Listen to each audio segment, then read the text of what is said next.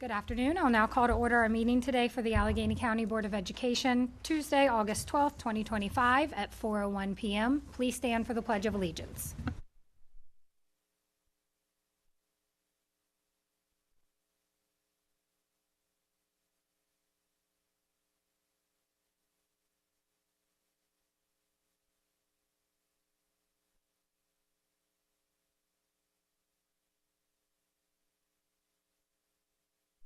This time, Mr. Llewellyn will read closed session summaries for executive sessions held July 15th. The Allegheny County Board of Education met in closed session on July 15, 2025 at 1 p.m. here at the central office. All 5 board members were present and voted to go into a closed session.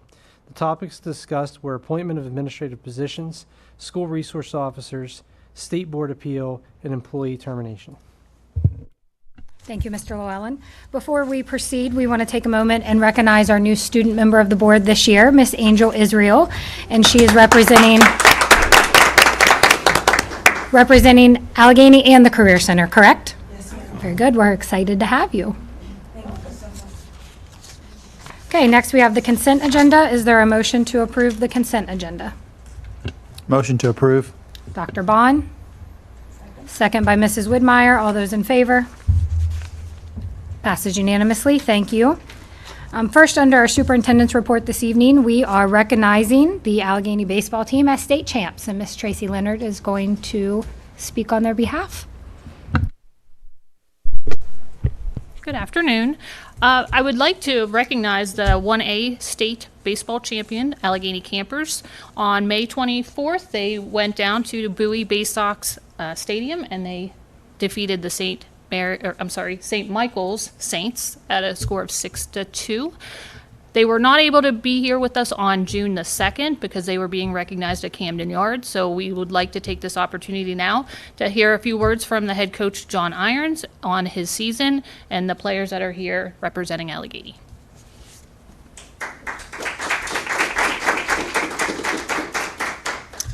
Yeah, I'd just like to say thank you for having us, to the superintendent, the elected board, Ms. Tracy Leonard, our athletics supervisor. We appreciate being here.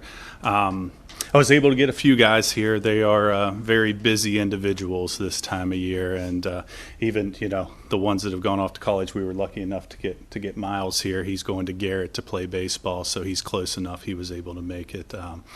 But no, we certainly appreciate you having us and recognizing their accomplishment. And I'd also like to thank Mr. Scott Bauer, our new principal at Allegany, for being here. It's kind of appropriate that he is here because he's very connected to Allegany baseball. He was my JV baseball coach when I played at Allegany High School.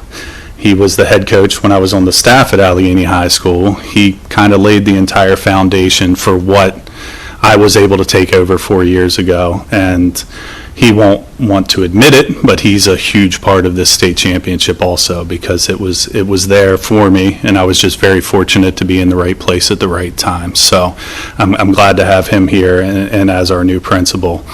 One of the things he taught me was you need to have an excellent assistant coaching staff. You have to put good people around you. I was smart enough to know that I'm not that smart, and I have great guys around me. So appreciative of my coaching staff. They are phenomenal guys. My JV coaches all the way up through. They're kind of the heartbeat. They're the consistency to this whole thing, and they do a great job, and they get very little in return. But they just love baseball. So just want to mention them real quick. From my pitching coach, Ryan Miller, Brandon Reed, Blake Getz, Jake Van Meter, a bunch of guys that have played for Coach Bauer and I over the years. My JV coaches, Cody Jeffries, Roy Jeffries, Matt Wright, Cody Ellsworth, Sean Ferdiska, all just super dedicated baseball guys who just want to see these kids succeed. And going out and watching them each day makes me proud to be a part of it. And the way they work with kids and teach the game is important. And then, of course, the guys, the ones that aren't here, the ones that are here, they were a phenomenal group of kids to coach. We've been very, very good for the past 4 years. And if people outside our program would have picked a team that wasn't going to win it all, it would have been these guys, and they embraced that. They kind of took on that underdog role.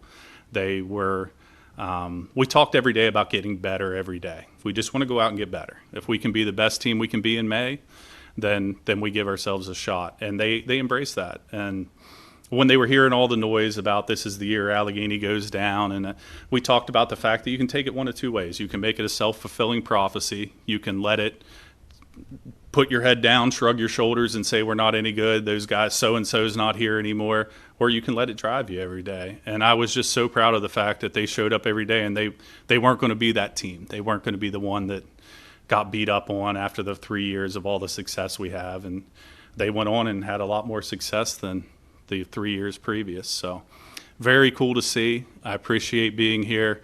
They're tired of listening to me talk. So, but we are honored and we do appreciate it. And thank you very much. Coach, stay there, if you would. Oh, God.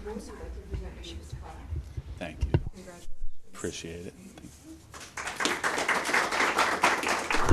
Coach, I'm going to ask you to go back there again, and I'm going to ask the three of you to go over there. Can you please walk over to the podium, please? First of all, congratulations on behalf of our total community and the Board of Education. I have to admit that I was not appointed to the superintendency yet, but I have a love for athletics, and I follow all the teams. And anytime there's a team represented from Allegany County, I'm always following the MPSSA site, watching the bracket advance. And I followed you from a distance, and I was so proud of you when you won. I also know the other team pretty well in terms of the coach there. And you did a remarkable job and represented us well. Your words were so well spoken and heartfelt, and I really appreciate your acknowledgement of our principal and the work of which he has done. He's an amazing human being with energy, and that's just contagious, as I can tell from you. And you as young people, the work that you will never forget this moment as state champions. Would you mind just, I just want to know one thing. How do you all feel about this? I would like to hear from each one of you. Go ahead, just real quickly. How do you feel? It's a different feeling. You know, I've been there for 4 years, JV all the way up through senior year, and I was with the best of the best players who got committed to the best schools. For not winning the last 3 years, this year was, I didn't think it was going to happen. Yeah. It was rough, but we got through it. We practiced every day. We practiced hard. And it just, when we got to it, we became Bulldogs, and we pounded and we pounded and we pounded until we got what we wanted. So it was a good feeling. But isn't that a life lesson, though, right, as well? Persistence and grit and determination will be a life lesson for you. So I love how you said that, pounding it out, pounding it out. Can you go up and say the same thing? How do you feel? Well said. Thank you. You know, I just got to Allegany this year, so, you know, it felt really good to look up to these guys and play with them, but not only win with them, that felt really good too. Yeah. You know, I wanted to be like them back in middle school, you know, playing really good How about ball. that? And I saw them playing really well, so I just wanted to do what they did, and we won one, so it felt really good, yeah. You sure did, but now think of all the people the young people who are looking up to you, right, who are coming behind at that same level. Did you say you were a designated hitter? Is that what your position was? Yes. Yeah, that's an excellent job. Thank you for that. How about you? It felt good for my second year with Allegany. I mean, getting moved up halfway through the season, it felt good, and going into the playoffs, it just felt good, making like being able to make a run, go all the way, and it felt good. Yeah, that feeling when you all won, got that last out, I'm sure that will be with you forever. And you played outfield, if that's what it is. Backup, but Yeah, okay. Well done. We are so proud of you. And just one more time, everybody who's in the audience, thunderous round of applause. Amazing. Congratulations. Very proud of you. We can't believe in June that you chose Camden Yards over this meeting. I mean, come on. It was a pretty Priorities. cool experience. They actually did a really, really nice job for these kids. It was a pretty No, cool experience. that's exciting. You need to take advantage of that. You all are welcome to stay for the rest of the meeting, but you can also step out, and I think they're going to get your picture out in the foyer. Thank you. Okay, we have some recognition of some FBLA skill winners from the Career Center, and Dr. Martirano is actually going to take the lead on that. Thank you, Board President. I appreciate it. Board members, Skills USA competition is the event where students showcase their skills in over 100 trades, 14 for what we define in the Allegany County Public School System, technical and leadership competitions. These competitions are designed by industry professionals to ensure students are learning relevant skills needed to be successful in the workplace. So it is a competition. I'm happy to announce tonight Bethany Scott, in terms of graphic design imaging, sublimation, placed first place in state competition, second year in a row for Bethany to qualify for nationals, and her instructor is Michael Shockey. She is not here tonight, but let's give her a thunderous round of applause as well. Extremely proud of her, and we'll look forward to an opportunity to congratulate her in person. Board members, next, many of you know of the acronym FBLA, which stands for the Future Business Leaders of America, which is a competitive event or series of contests designed to recognize and reward students' excellence in various business and career-related areas. These events provide opportunities for students to apply classroom concepts in a simulated workforce environment and receive feedback from business professionals. Several students involved in this program in recognition. First, we have Harley Smith in terms of P-Tech, which is a Pathways to Technology, and recognized for the ability of problem solving, placed second place in the state competition. Next, we have Violet Strokowski, again in the category of P-Tech, Pathways in Technology, Cybersecurity, placed first in state competition. And last but not least, Lucas Orndorff, P-Tech as well, Networking Infrastructures, and placed second in state competitions. The instructor is Tyler Couric, and we are really proud, and based upon the student placements at the state, all of these qualified individuals will now go on for national competition. So one, we congratulate them, and two, we wish them the very best in the national competition. And once again, a thunderous round of applause for these amazing young people. Thank you, Dr. Moderano. We have one addition to the superintendent's report that I'm going to turn back over to Dr. Moderano to introduce and discuss. Okay, thank you. To staff who are paying attention right now to the technical aspect of the board meeting, can we please place the slide on the screen, if we could do that now? And could you enlarge it just a little bit, because it's an eye test in many ways. Is that possible? Maybe center it? There we go. Okay, that's big. Board members and to members of our community and our school community, I'm absolutely honored to be your superintendent, and my appointment officially began on July 1st, 2025. During that period of time, I've been focusing on three aspects of our work. One, what I'm defining as keeping the trains in the organizational moving forward so we don't miss a beat. Two, responding to the initiatives of which we are now rolling out in our response to Westernport and schools within the Georges Creek area. And then the third strand that I'm spending a good bit of time on is reorganizing and structuring our organization to be positioned and prepared for the future challenges and instructional gains of which we intend to make over the next several years. So board members, I've presented to you and I'm presenting to you a reorganization of the central office leadership structure that supports the superintendent's work and the school system work, and mainly predicated on our belief that everything that matters in our school system occurs in our schools, and providing more supports. So as you see this chart arranged, you see the ultimate governing body for our school system as our elected board, all of you as our board members, the function of which you provide is memorialized in our organizational structure. A first piece of that I want to focus on is in the upper right area is the safety and security area, who Mr. Anthony Rungay is providing leadership in that area, will now report directly to the superintendent. I firmly believe that we need to provide a safe, orderly environment, and all the direction and leadership needs to come from the superintendent around that particular area. On the left-hand side, if you see the very balanced approach towards the organizational chart, you will see the public information officer designated as well, the individual who establishes our communications and works in that arena.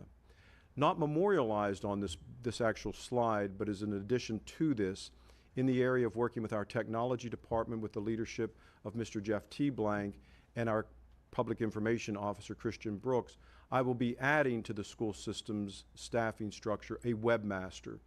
We'll be having a new website developed here shortly, and it is our hope to enhance the communications with our community by the establishment of a webmaster position that will be responsible for the technical oversight of the organization of the website, but also for the development of content and the posting and the development of content so that we can inform our community more effectively what is happening. As you see in those blue boxes. You'll see obviously the superintendent in the middle underneath the Board of Education, and then 3 adjoining areas reporting directly to the superintendent in blue. I'm establishing a 3 chiefs model. 1 is already the existence of a chief financial officer, 2, the existence of a chief academic officer, and then 3, the establishment of a chief administrative officer, and that position will be held by Mr. Glenn Rice, as well as our chief academic officer being held by Kate Lockery, as well as then Larry McKenzie as our chief financial officer.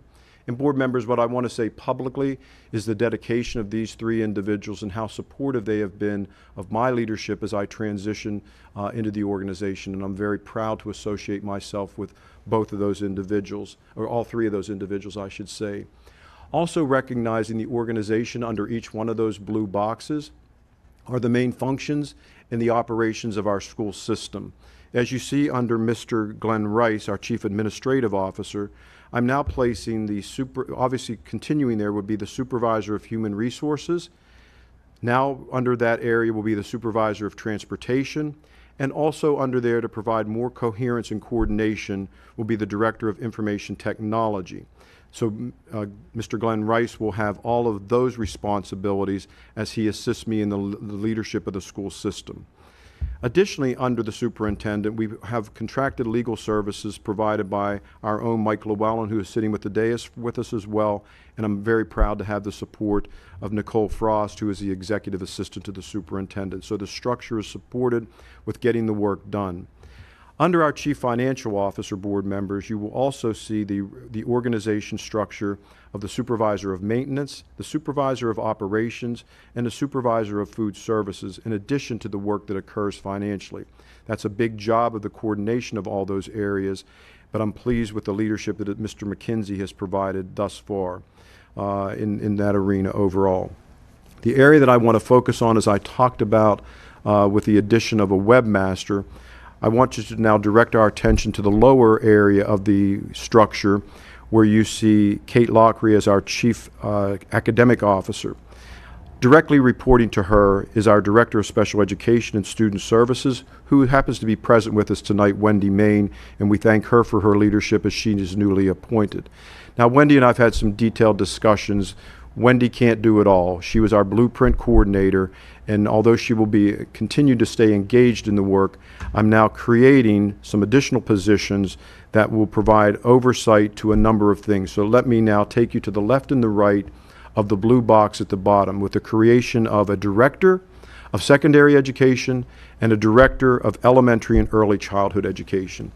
These positions now exist in our organization, will exist in our organization, to further support the efforts of our school. Everything that we do in central office is to lead us to support our schools, and I'm from central office and I'm here to support and make the work in our schools more efficient and effective. The directors will have oversight and responsibility for the development of goals at each one of our schools, the evaluation of our principals, the establishment of our school improvement planning, and the monitoring, providing coherence with our training and professional development, and providing the connection around the blueprint in general. So there's coherence and coordination of our work. As you see, the directors sit directly in coordination with the Director of Special Education, and also underneath there's a second page, all of the curriculum supervisors that fall under that falls to the next page of this organization. There's only so much space to put the actual blocks on this organizational chart.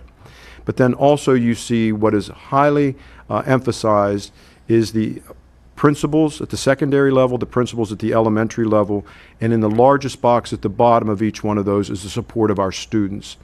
So what I've done in a time is being very thoughtful about how I see the workflow occurring within our organization, strictly designed to get the results of support for our schools and keep the schools and our students at the center of all of our work, and also defining structures and a level of coherence for how work gets done in our workflow.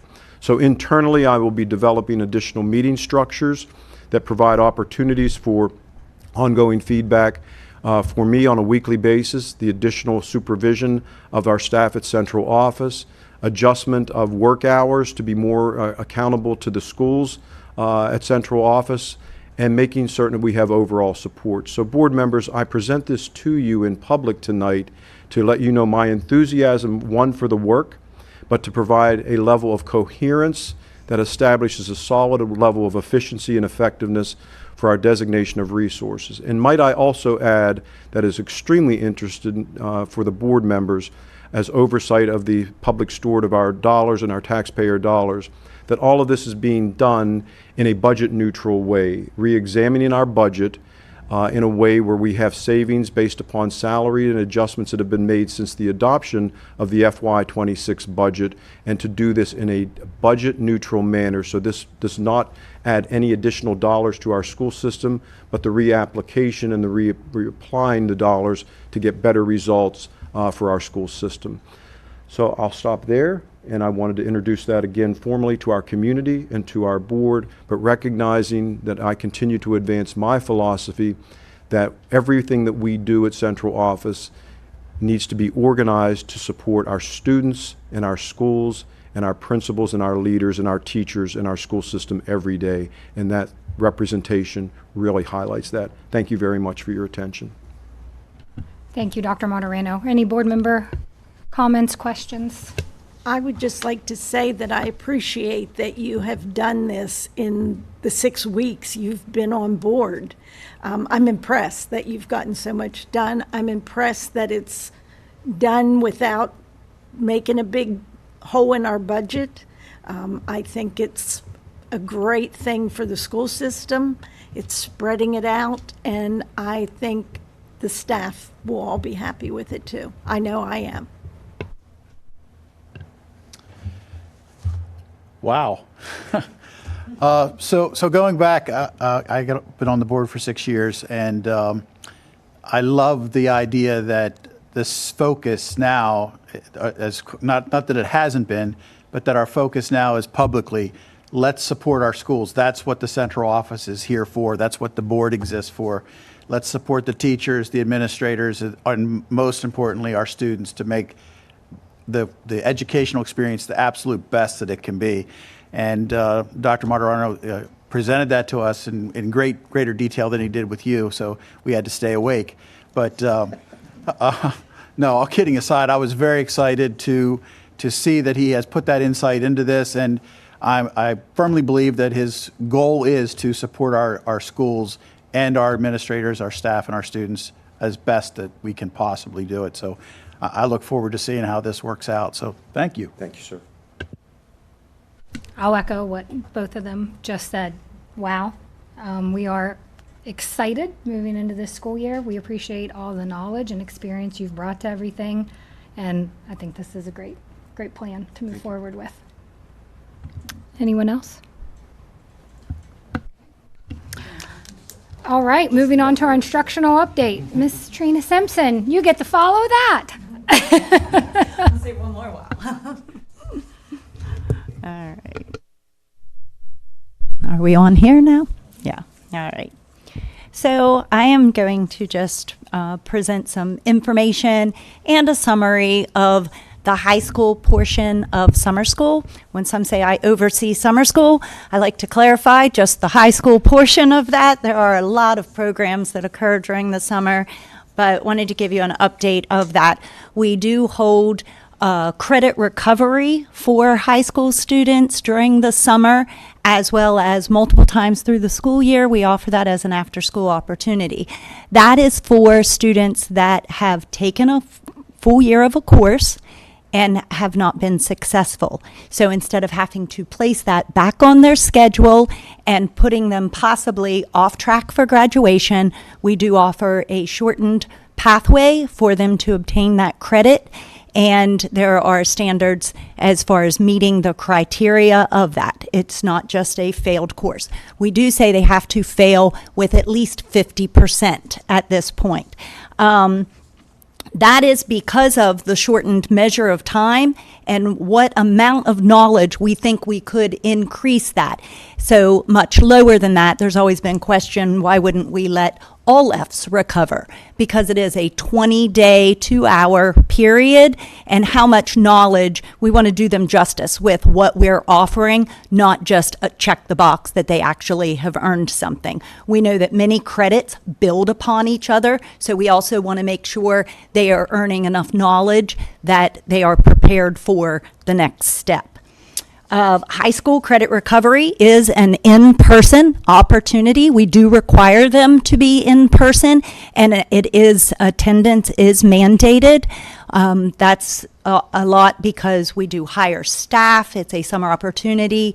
It's not like the school year where it's an optional. We don't make them come. They do sign up to come.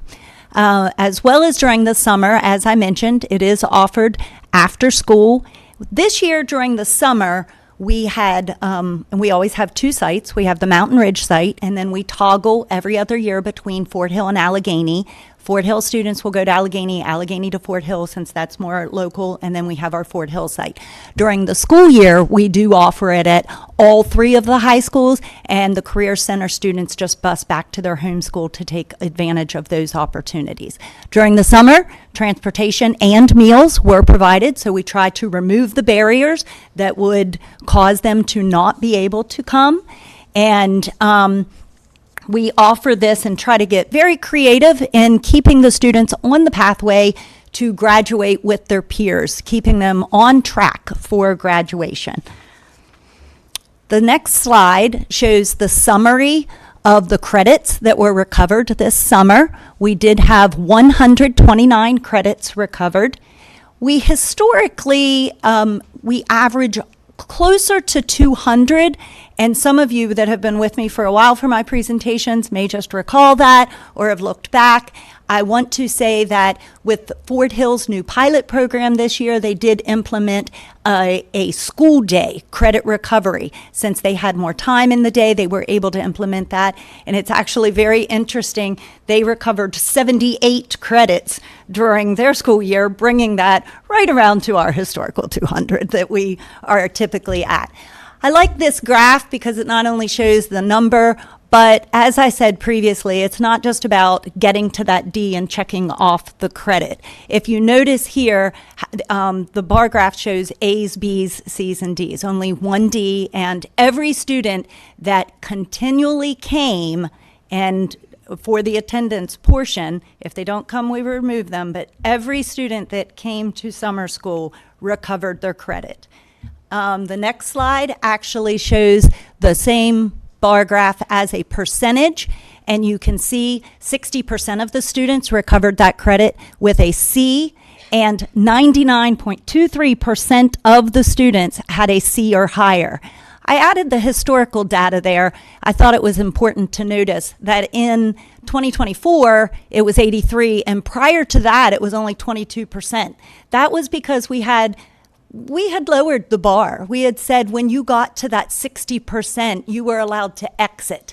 And most students just said, I'll take my credit and go. And then we thought about it, met with supervisors, came up with the amount of knowledge that students and the assignments they would have to do in order to earn that credit. And so they had to complete all of the coursework, not just get to that 60%. At that point, you can see we've jumped tremendously, which I think only benefits the students with the futuring of their education, especially in the math that really builds upon for their knowledge. So we don't want them to just exit at a D.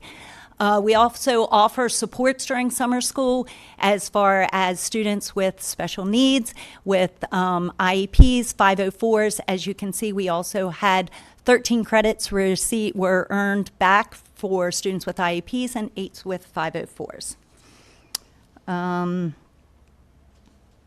We really focused on, we focused a lot on really encouraging, I was ready to say pushing, but encouraging our 9th graders to jump onto this opportunity right away. We want to keep the 9th grade on track for graduation and not let those failed credits build up till they're juniors or seniors. And so encouraging 9th and 10th graders to recover quickly and early, and really changing the mindset of students that have failed courses. There's a multitude of reasons that students fail courses. And it's not always that they're just lazy and don't care or that they don't have the intelligence to do so. And so we've really shifted in a mindset where sometimes life has just happened for these students. And the staff that comes during the summer, I would just like to say it's an incredible group of people that invest so much into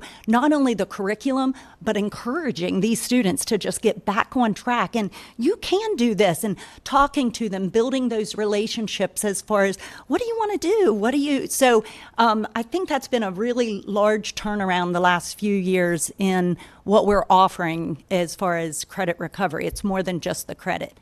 This slide shows content recovered. We used to be very heavy in math. Years ago, it was almost 40% recovering math. It's pretty even between our major content at this point, and we do offer in the summer all of the even, we've offered Spanish 1, 2, art, PFL, health. We have all of our little side categories that also, I just dumped them into other. I will say every student that was recovering Algebra 1, 100% of those students met what we call math mastery to be considered CCR. And to be CCR, they have to have a C or higher in Algebra 1 and a 3.0 GPA. So we got the math mastery, and then all they have to do is pair that with that 3.0, and they have their CCR status. CCR stands for? Thank you. You'd ask me so quickly. It's college and career readiness. And from there, that opens lots of pathways for the students. And so gaining that college and career readiness is very important for them. So we did make sure they were college ready at that point. The next slide, I shift towards a different group of students that have not failed a credit, but they actually want to take additional credits. They want to further their education more quickly. Many of these students have things that gobble up their schedule as far as maybe athletics or band, where they have that all 4 years in a row. And so they will take some of these courses in the summer to get them out of the way. Oftentimes, this will open up pathways when they are college and career ready to take dual enrollment classes, AP classes. And so this is the overview. We did have 110 credits earned this summer, and typically PE is our highest attended, but you can see Health 2 has definitely bumped that one out. Many of the students needing Health 2, we offer, they need this at CCTE, College for the Career Center, the cosmetology program specifically. They don't have room in their schedule. When they go to take that, they are informed right at the beginning of that they will have to take this in the summer. Therefore, we don't charge them as either for taking that. So probably half of the Health 2 students were cosmetology students from CCTE. And then as well as just showing the number of students that recovered them, you can see very successfully. These students are very high achievers. They really want to advance their educational career. As you can see, I've stacked the bar graphs for A, B, C, D, Fs, and just giving you an overview of, and that's pretty historically accurate as far as steady, as far as how many original credits we gain. Any questions from anyone on that? Just one quick question. You might not have this data in front of you. It's okay. But how many of the students, what percent qualify for the reduced cost of these programs? Do you happen to know? The reduced cost of original credit? Yeah. It is, it's right about, it's actually about half. Really interesting. A lot of people are taking it. It is. In the past, years ago, it wasn't as many that got the reduced fee. Yeah. And as you know, those that qualify economically disadvantaged, we give half price for their original credits in the summer. And I'm just guessing, but I think from doing all of the numbers coming in of registration, I bet it's about 50% of them. Yes. Great question. Thank you. Are there any other questions for Ms. Simpson? Okay. Thank you for your time. Appreciate it. Nice job. Thank you. Next on the agenda, we have hearing of constituents. I do not believe we have anybody here signed up to speak, correct? So we will keep rolling. Under new business, we have some regulations for review, and I will turn it over to Mr. Llewellyn. The first two regulations on your agenda are here because we're trying to eliminate a little bit of confusion regarding the bullying harassment policy as it relates to staff complaints. So there's just some clarification here. And the staff conduct with students regulation, GBEBB, we're just adding bullying, harassment, or intimidation of a student as one of the prescribed behaviors that are not permitted by staff. So we're just adding that there. This is a regulation, so it's just a review. So if you do not vote, then it becomes effective. Otherwise, you'd be moving to have policy committee send it back to policy committee. Any questions or concerns with file GBEBB? Okay, moving on to regulation file JBA. JBA R2 is where, it's the second page of JBA where the changes can be found, where we're striking language that relates to basically there's language in here about the principal being the bully that confuses, whereas the bullying, harassment, intimidation policy is really for student-on-student bullying. We want to strike language and then add language to clarify that if a student has a bullying complaint against a staff member, that they're then referred to the staff conduct policy, so this pushes them there. And with that is the exhibit, which then also provides the same information that if you're filling out the bullying harassment form, if it's a staff issue, then you really should be going to the staff policy. So we're hoping to eliminate confusion that way. Again, just a review, and unless you want it back to policy committee, then you just let it go. Okay, any questions or concerns? All right, moving on. The next one, file JLCEB. This is the food allergy policy. The legislature required that we have a policy stating that we've adopted the guidelines of the Maryland State School Health Services to reduce risk to exposure to anaphylactic major food allergens. There's some other requirements in the legislation that we're working on, but this is a compliance issue for us to be in compliance with state law. Again, it's a review, so unless you send it back, this becomes the regulation. Any questions or comments regarding file JLCEB? Okay, thank you very much. Thank you, Mr. Llewellyn. And now we have time for our student member of the board for an update or anything you'd like to share with us, Ms. Israel. Awesome. I'm very nervous. Actually, my heart is pounding. But last week, Monday through Wednesday, I was with the regional president for ACPS. We went to Annapolis for what they call Advance, for MASC, which is Maryland Association of Student Council. There I had met other student member of the boards in their counties, and I met the student member of the state of Maryland. And it was so fun. I got certified to prepare for our Ocean City trip in March, so I can be certified to present workshops, to be a leader to other students. I'm looking forward to August 18th, which is my MABE or maybe student member of the board orientation, where I will officially meet all the student member of the boards of the counties. And our first ACPS meeting, I have no updates for ACPS because our first meeting will be on the 20th. So I'm run for my money. Well, Angel, You have been busy. Thank you. I'm sorry, go ahead. I want to welcome you. And if you wouldn't mind sharing, because I don't think the public might know who you are, could you tell us what school you go to, what groups or clubs you're involved with, just a little bit about yourself, if you don't mind. Not to put you on the spot, but I know. Thank you. My name is Angel Rose Israel. I'm an upcoming senior. I attend Career Center, but my home school is Allegany High School. I'm kind of what my friends would call a boring kid now. I enjoy reading and writing. Awesome.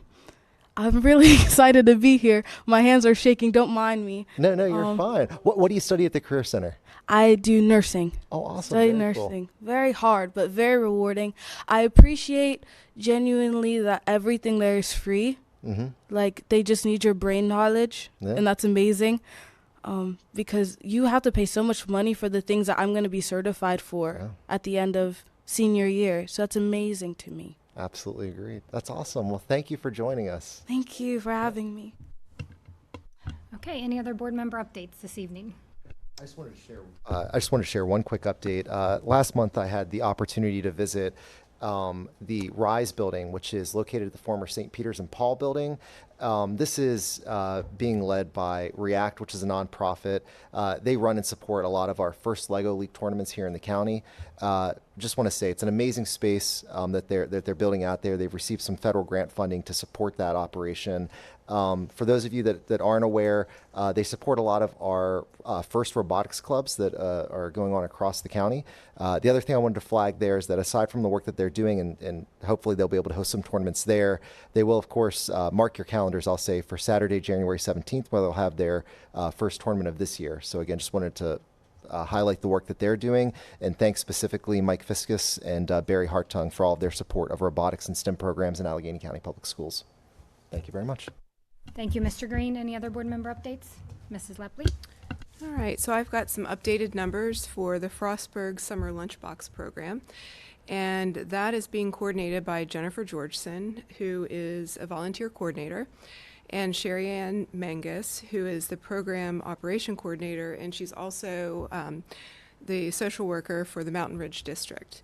And Sherry Ann saw a need in the community with rising grocery prices, and that was in the spring of 2024. So with the help of the County United Way, the Summer Lunchbox Program was relaunched, and I think it was previously in place pre-2020.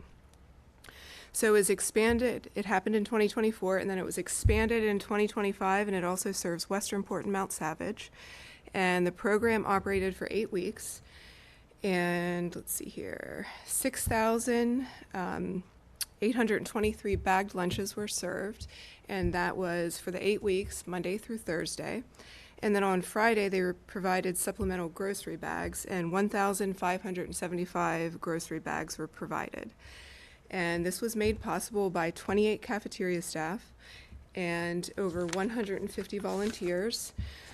And some of the community organizations volunteering, we've got ACPS employees, the Frostburg Elks, Mountain Ridge Boys soccer team, Frostburg State University's Resident Life, local M&T bank branches, Care First employees, Save the Westernport Library Organization, Frostburg Housing Authority and their community partners, the County United Way, the local management board, and along with 10 churches, and some of those churches also donated their space so that the lunches could be handed out.